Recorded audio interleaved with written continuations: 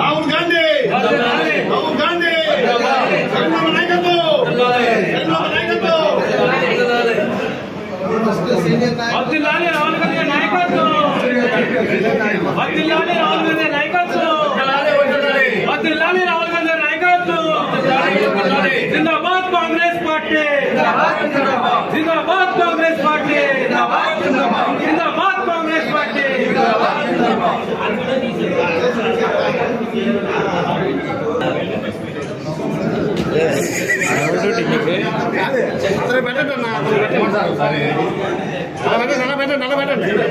చూడండి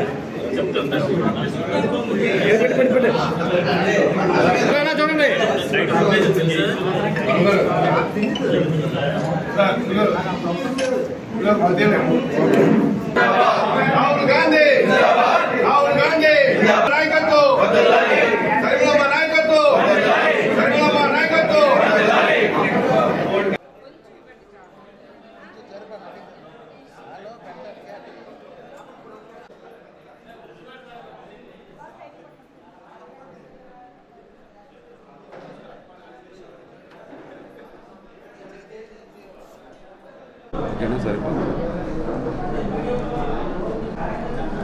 ఈరోజు మన భావి భారత ప్రధాని రాహుల్ గాంధీ గారి 55వ బర్త్డే సందర్భంగా జిల్లా కమిటీ విశాఖ కాంగ్రెస్ కార్యాలయంలో ఇవాళ బ్లడ్ డొనేషన్ క్యాంపు, అలాగే ఇవాళ మా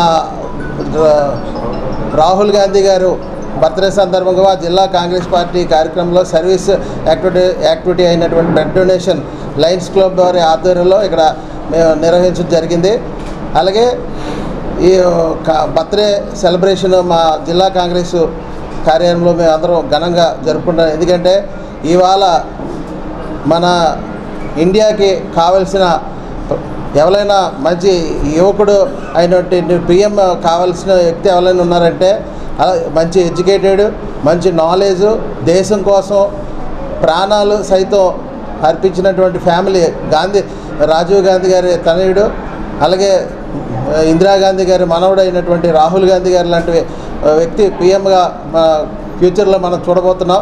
ఎందుకంటే ఖచ్చితంగా ఇవాళ ఈ బీజేపీ ప్రభుత్వం చేస్తున్న ఆగడాలకి అపోజిషన్ లీడర్గా ఏకదాటిగా బీజేపీకి మన ఇండియాలో తిరిగి సమాధానం చెప్పి ప్రజల కోసం నిలబడే వ్యక్తి ఎవరైనా ఉన్నారంటే రాహుల్ గాంధీ గారు.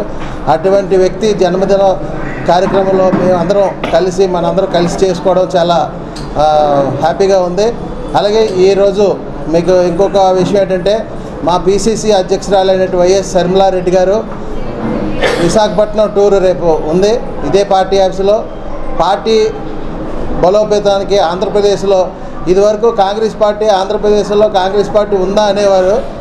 ఇవాళ కాంగ్రెస్ పార్టీ ఆంధ్రప్రదేశ్లో ఈ కూటమి ప్రభుత్వానికి అపోజిషన్ పార్టీ ఏదైనా ఉందంటే మా కాంగ్రెస్ పార్టీ ఒకటే ఉంది. అన్ని పార్టీలు బీజేపీతో అనుకూలం ఉన్న పార్టీలే. జగన్ పార్టీ కానీ, వైఎస్ఆర్ కాంగ్రెస్ కానీ, జనసేన కానీ, టీడీపీ కానీ.